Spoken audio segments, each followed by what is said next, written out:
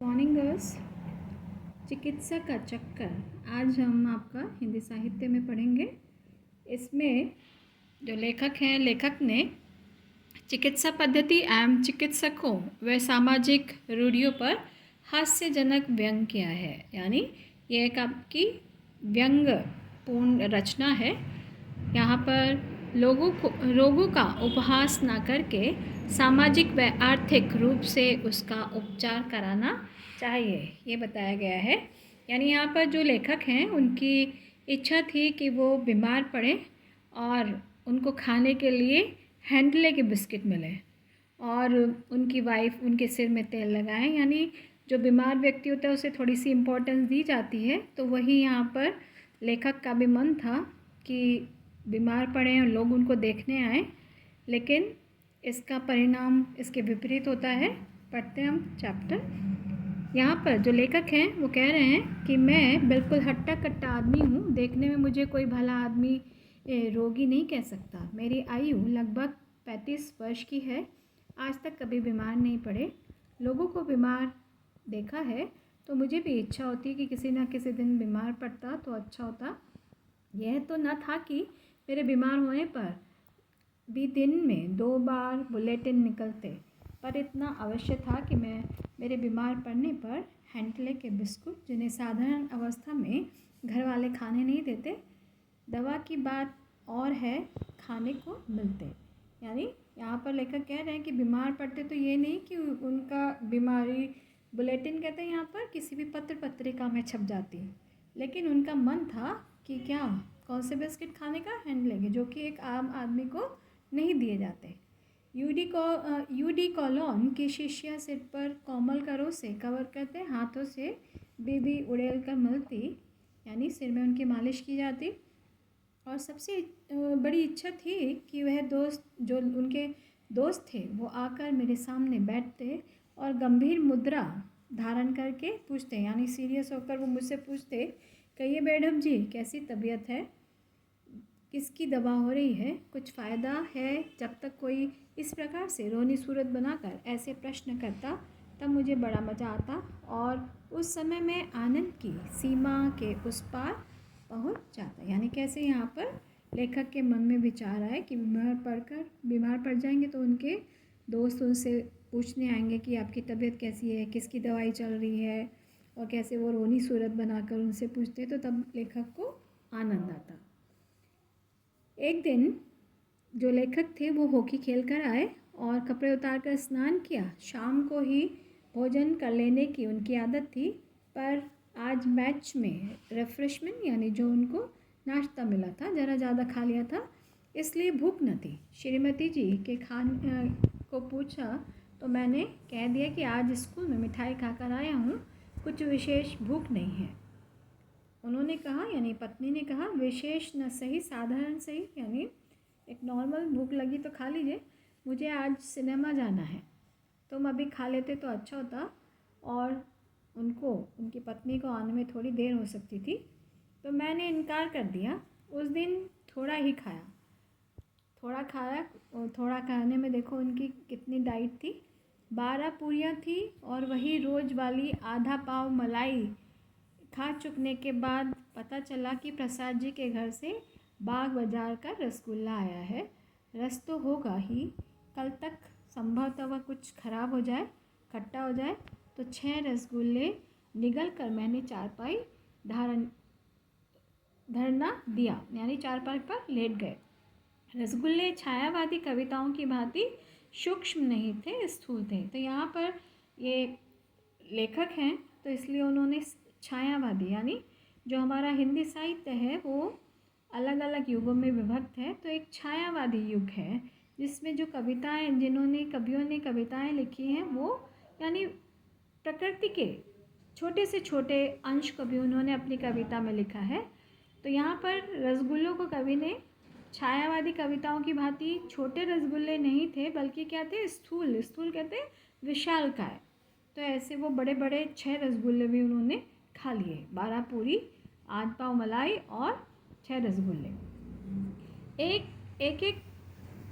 एकाएक 3 बजे रात को उनकी नींद खुली। नाभि कहते हैं यानी जो आपकी नॉवल होती है उसके नीचे दाहिनी ओर पेट में मालूम पड़ता था कि कोई बड़ी सुइयाँ लेकर कौंच रहा है, यानी सुई लेकर घुसा रहा है, यानी पेट में दर्द हो और वो भी ऐसा कि जैसे कोई उनको सुई चुभा रहा हो। परंतु मुझे भय नहीं मालूम हुआ, क्योंकि ऐसे ही समय के लिए औषधियों का राजा, रोगों का रामबाण अमृतधारा की एक शीशी सदा उनके पास रहती थी। जैसे कि आपने देखा होगा कि आज के टाइम में पुदीन हरा होता है, तो जैसे भी पेट में दर्द हो तो पुदीन हरा पिला दिया जाता है, तो उस समय अमृतधारा की शीशी होती थी। मैंने तुरंत उसकी कुछ बूंदें पान की यानी पी ली, दोबारा दवा पी, तिबारा दवा पी, यानी उन्होंने जो अमृतधारा थी 1 बार 2 बार 3 बार पी ली। पित्वा पुनः पित्वा, यानी पिया, बार बार पिया की सार्थकता का महत्व उसी समय मुझे मालूम हुआ। प्रातःकाल होते होते शीशी समाप्त हो गई। दर्द में किसी प्रकार की कमी न हुई। प्रातःकाल एक डॉक्टर के यहाँ आदमी भेजना पड़ा, यानी जो उन्होंने अमृतधारा की शीशी थी वो पी, लेकिन उनके दर्द में कोई भी फ़ायदा नहीं हुआ। फिर किसको बुलाया गया? एक डॉक्टर को। डॉक्टर साहब सरकारी अस्पताल के थे। वे एक इक्के पर तशरीफ़ लाए थे। इक्का कहते हैं घोड़े पर तशरीफ़ लाए थे। सूट तो वे ऐसे पहने हुए थे, मालूम पड़ता था कि प्रिंस ऑफ वेल्स के वेलेंटो में हैं। ऐसे सूट वाले का इक्के पर आना वैसे ही मालूम हुआ जैसे लीडरों का मोटर छोड़कर पैदल चलना। लीडर यानी नेताओं का मोटर को छोड़कर पैदल चलना। मैं अपना पूरा हाल भी ना कहने पाया कि आप बोले, यानी डॉक्टर साहब बोले, जबान दिखाइए। जबान यानी आपकी टंग। प्रेमियों को जो मज़ा प्रेमिकाओं की आंख देखने में आता है, शायद वैसे ही डॉक्टरों को मरीजों की जीभ देखने में आता है। यानी जब आप डॉक्टर के यहाँ जाते हैं तो या तो आपको कहेंगे अपनी जीभ दिखाओ, या स्टेथोस्कोप से आपके चेस्ट और बैक में देखते हैं। तो वही यहाँ भी लेखक ने उनके विषय में बताया। डॉक्टर महोदय मुस्कुराए, बोले, घबराने की कोई बात नहीं है, दवा पीजिए। 2 खुराक पीते पीते आपका दर्द वैसे ही गायब हो जाएगा जैसे हिंदुस्तान से सोना गायब हो गया। तो यहाँ पर ये इस तरह के जो सेंटेंसेस लिखे हैं लेखक ने, वो हिंदी साहित्यकार थे इसलिए लिखे हैं। मैं तो दर्द से बेचैन था। डॉक्टर साहब साहित्य का मजा लूट रहे थे। चलते चलते बोले, अस्पताल खुला ना होगा, नहीं तो आपको दवा मंगानी ना पड़ती। खैर, चंद्रकला फार्मेसी यानी एक मेडिकल स्टोर था, वहाँ से आप दवा मंगवा लीजिए। वहाँ जो दवाई होती है वो ताज़ी मिलती है। बोतल में पानी गर्म करके सेकिएगा, यानी सिकाई कर लीजिए। दवा पी गई, गर्म बोतल से सेक भी आरंभ हुई। सेकते सेकते छाले पड़ गए, पर दर्द में कमी नहीं हुई। दोपहर हुई, शाम हुई, पर दर्द ने मुझ पर ऐसा प्रेम दिखाया कि हटने का नाम दूर, यानी दर्द कम ही नहीं होता था। लोग देखने के लिए आने लगे। मेरे घर पर मेला लगने लगा। ऐसे ऐसे लोग आए कि कहाँ तक लिखूं। हाँ, एक विशेषता थी, जो आते एक न एक नुस्खा अपने साथ लेकर आते। यानी आपने देखा होगा जब भी कोई देखने आता है बीमार आदमी को, तो वो अपना एक्सपीरियंस से कोई ना कोई एक दवाई, नुस्खा यानी शेयर ज़रूर करता है। तो वही यहाँ भी हाल था। किसी ने कहा आज कुछ नहीं, हींग पिला दो। किसी ने कहा चूना खिला दो।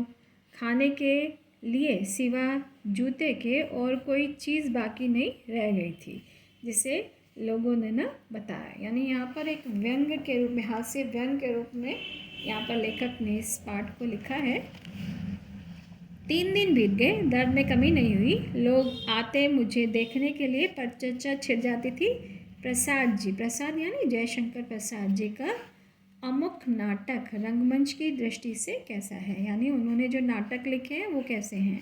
राय कृष्णदास हफ्ते में 9 बार दाढ़ी क्यों बनाते हैं। मुझे भी कुछ बोलना ही पड़ता था, ऊपर से पान और सिगरेट की चपत अलग। भला दर्द में क्या कमी हो। तो यानी यहाँ पर कहने का तात्पर्य लेखक कह रहे हैं कि उनको जो उनके दोस्त देखने आते थे तो वो साहित्य पर चर्चा करते थे, और उनको एंटरटेनमेंट करने के लिए लेखक को क्या ऑफ़र करना पड़ता था? पान और सिगरेट। तो उसका खर्चा अलग से हुआ। एक तो दर्द हो गया और ऊपर से इस तरह के खर्चे लेखक के बढ़ गए। आखिर में लोगों ने कहा कि तुम कब तक इस तरह पड़े रहोगे, किसी दूसरे की दवा करो। लोगों की सलाह से डॉक्टर चूहेनाथ कातर जी को बुलाने की सलाह हुई।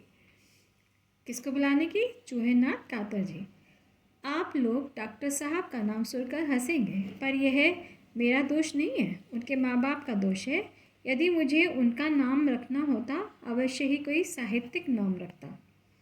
ठीक है, क्योंकि लेखक क्या थे? हिंदी प्रेमी थे। वे यथा नाम तथा गुण थे। आपकी फ़ीस 8 रुपये थी और मोटर का 1 रुपया अलग। आप लंदन से FRCS थे, यानी वो सर्जन थे। तो उनका खर्चा कितना था? 8 रुपये फ़ीस थी और 1 रुपया मोटर का अलग से, तो 9 रुपये हो गए। कुछ लोगों का सौंदर्य रात में बढ़ जाता है, वैसे ही डॉक्टरों की फ़ीस रात में बढ़ जाती है। खैर, डॉक्टर साहब बुलाए गए। आते ही हमारे हाल पर रहम किया और बोले, मिनटों में दर्द गायब हो जाता है, थोड़ा पानी गर्म कराइए, तब तक यह दवा मंगवाइए। एक पर्चे पर आपने दवा लिखी, पानी गर्म हुआ, 2 रुपये की दवा आई। डॉक्टर बाबू ने तुरंत ही एक छोटी सी पिचकारी निकाली, जिसमें एक लंबी सुई लगाई। पिचकारी में दवा भरी और मेरे पेट में वह सुई पहुँच कर दबा डाली। ठीक है, यानी कैसे कैसे लेखक को इन सब परिस्थितियों का सामना करना पड़ा। आज हम यहीं पर विराम लेते हैं। इसी के साथ धन्यवाद।